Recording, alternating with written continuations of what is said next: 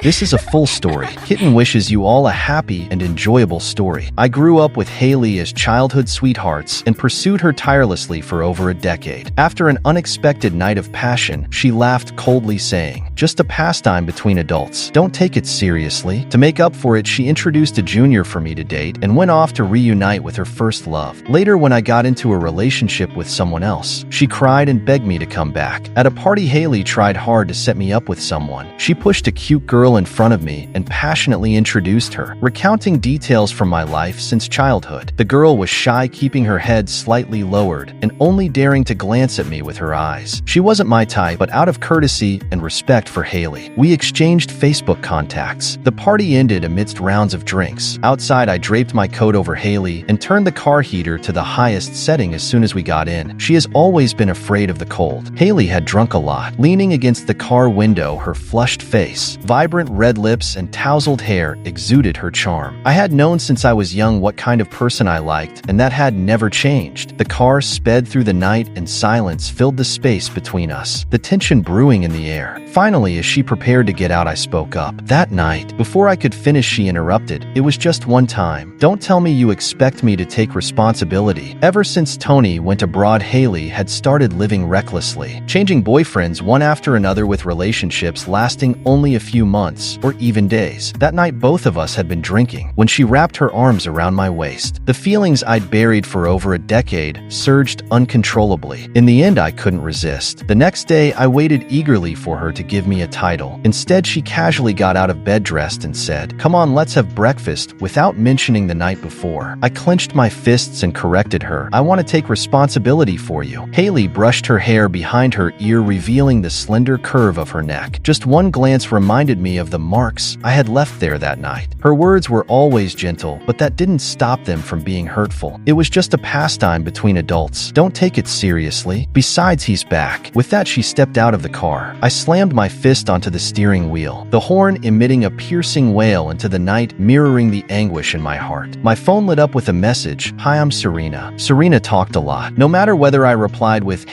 or "okay," she always found a way to keep the conversation going. My phone lit up, incessantly signaling her eagerness for a response. Outside of work, it had been a long time since I had received messages this frequently. The last person to do so was Hailey. Back when we had just started college, everything was new to us, and we shared every little detail of our lives. When did things start to change? It must have been when she first mentioned Tony. In a video call, her shy expression and the girl-like anticipation in her eyes were something I had never seen in all the years we had been together. "Rocky, I want some porridge," came Hailey's lazy voice over the phone. It was 10 p.m. She was picky about food, but always loved the seafood porridge I made. By the time I scoured the still-open stores for ingredients and finished cooking, it was already midnight. When I entered her house, I tripped over the mess in the entryway. Scattered high heels, a pair of men's leather shoes, and a tight skirt hinted at the urgency of the two people inside. The bedroom door wasn't fully closed, leaving a thin sliver of light in the darkness. The intimate sounds from inside ceased, and Hailey came out wrapped in Tony's embrace. Upon seeing me, she said indifferently, "You're here." Even Tony gave me a natural smile. At that moment, I felt utterly pathetic. In the middle of the night, because she said she wanted porridge, I had rushed over. While I was stressing over not being able to find fresh crabs, she was busy with Tony in bed. This wasn't the first time. When Hailey wanted to attend a concert, I stayed up to secure tickets for her. When I couldn't get them, I bought them from scalpers at a high price, hoping she would invite me. Instead, she took the tickets from me, beaming thanks, and went with Tony. When she wanted me to accompany her, I dropped everything at work to go with her to an unfamiliar city. But she had only gone there for Tony. Later, when Tony went abroad, I thought I finally had a chance. But in her eyes, I wasn't even comparable to those temporary boyfriends. At least they had a title while I was nothing. "Just leave the porridge here and go," Hailey said. I looked at her, but her gaze was fixed on Tony. There was no sadness or anger anymore, just a hollow emptiness and numbness from being disappointed too many times. When Hailey saw I wasn't moving, she came over to take the porridge from me. I stepped aside. She looked up at me, puzzled. I stared into the eyes I had loved for over a decade and said coldly, "Don't contact me late at night anymore. I'm not your boyfriend and have no obligation to take care of you." It was the first time I had rejected her, but I suddenly realized my feelings for her had been worn down bit by bit over the years. Looking back, there was almost nothing left. I left, ignoring Hailey's incredulous expression. My phone buzzed with a message from Serena. "Good night." Her previous message read, "I'd love to try your cooking cooking someday. Could I have the chance?" accompanied by a cute bunny emoji. I hadn't replied earlier because Hailey had called. After some hesitation, I texted Serena, "Want some late-night snacks?" She replied quickly, "Yes," with a hopeful bunny emoji. When I arrived at her place, she was wrapped in a thick robe blowing on her cold hands. Her ears were red from the chill. "Sorry to keep you waiting," I said, handing her the porridge. She held it like a treasure, smiling sweetly. "Not at all." Then she pulled out a small hand warmer from her pocket and pressed it into my hand. "Thank you, Senior. It's cold. You should head back quickly." With that, she padded upstairs in her slippers. Her sleep cap had bunny ears that bounced with every step, making her adorably bunny-like. The hand warmer in my hand was comfortably warm, a stark contrast to the biting night wind. Back home, I received 2 messages simultaneously. One was from Hailey. The other was from Serena, thanking me again and wishing me good night. I ignored Hailey's message and opened Serena's chat to reply good night. Hailey didn't contact me for the next week. She and Tony had been on and off for so many years that I knew as soon as Tony returned, she'd forget about everyone else. It wasn't surprising. She only thought of me when she needed something. Meanwhile, my phone kept buzzing with messages from Serena. She was incredibly talkative, always keeping the conversation alive no matter how little I responded. "Rocky the boss." An employee's voice snapped me back to the meeting, and I realized I'd been too engrossed in texting Serena. I couldn't help but chuckle, covering the corners of my mouth to mask the smile. After the meeting, my assistant teased, "You look so happy. Did Hailey finally agree to be with you?" He was an old friend who knew all about my feelings for Hailey. "No," I replied, shaking my head. "Well, that's odd. Who else could make you smile like that?" I smiled but didn't answer. After work, I went to pick up Serena. We'd planned dinner at her place. We went grocery shopping together, where she confidently haggled with vendors' hands on her hips. Then, clutching her hard-won treasures, she pulled me along, saying, "Hurry before the vendor changes their mind." Navigating through the crowded market, she held onto my arm. Watching her lively figure ahead, I instinctively tightened my grip on her hand. Back at her place, we began cooking. While she chopped and stirred, I helped where I could. It soon became clear she wasn't very skilled in the kitchen. Frowning, she turned her back to me, secretly looking up recipes on her phone. Since I was much taller, her search history was visible to me. Every topic related to things we talked about recently. Turns out she wasn't naturally chatty or knowledgeable. She'd just been putting in effort to respond thoughtfully. "Ah," Serena yelped as oil splattered onto her face. I immediately turned off the stove and led her to the couch to check. Fortunately, it didn't touch her eyes, but a small blister had formed under her left eye. I disinfected the area and applied ointment. Her large almond-shaped eyes gazed at me intently. Suddenly, she said, "The first time I met you, you were also gently tending to Hailey." The memory flooded back. We were in college then. Hailey had developed a sudden love for high heels, despite them giving her blisters all over her feet. "If they don't fit, don't wear them," I'd always advise. But she'd laugh it off, saying Tony gave them to me. He says I look good in heels. Every step in those ill-fitting shoes caused her to wince in pain. I felt helpless, but always carried bandages and ointment with me. Whenever she sat down, I'd treat her wounds. Then one day, she fell while wearing those heels and fractured her leg. During her hospital stay, Tony didn't visit her once. His only message was a casual text telling her to rest well. While peeling an apple for her, Hailey smiled and said, "He's probably just too busy." I didn't have the heart to tell her I'd seen Tony riding motorcycles with another girl the day before. A month later, Tony finally showed up, but he didn't bring flowers or fruit, nor was he there to check on her. He needed her back in his bed. Hailey didn't hesitate. Leaning on crutches, she prepared to leave with him. Anger surged through me, and I punched Tony. "Are you crazy? She's injured." Before Tony could retaliate, Hailey stepped between us and slapped me. "You're the crazy one, Rocky. What I do with my boyfriend is none of your business." I rarely cried, but that day, watching her limp away with Tony, tears fell. As people whispered around me, only one person approached and handed me a tissue. "Don't cry," she said softly, her almond eyes warm and kind. I was so heartbroken then that I took the tissue without even thanking her. Now, years later, I found myself eating dinner at her home. I chuckled at the thought and finally said, "Thank you, Serena." After dinner, as I was leaving, she walked me to the door. Suddenly, she tugged on my sleeve and stood on tiptoe to plant a light kiss on my cheek. "Drive safely. See you tomorrow." tomorrow," she said shyly, her face flushing pink as she hurriedly closed the door. Before I left, I heard her excited squeal from the other side of the door. Leaning against the cool night air, I touched my ear. It was burning. The next day, I waited outside Serena's office building. When the car door opened, it wasn't her, but Hailey who got in. I'd almost forgotten she and Serena worked at the same company. Hailey fastened her seatbelt and casually pulled out lipstick using the car mirror to apply it. "Early to pick me up, huh?" she said nonchalantly. I frowned.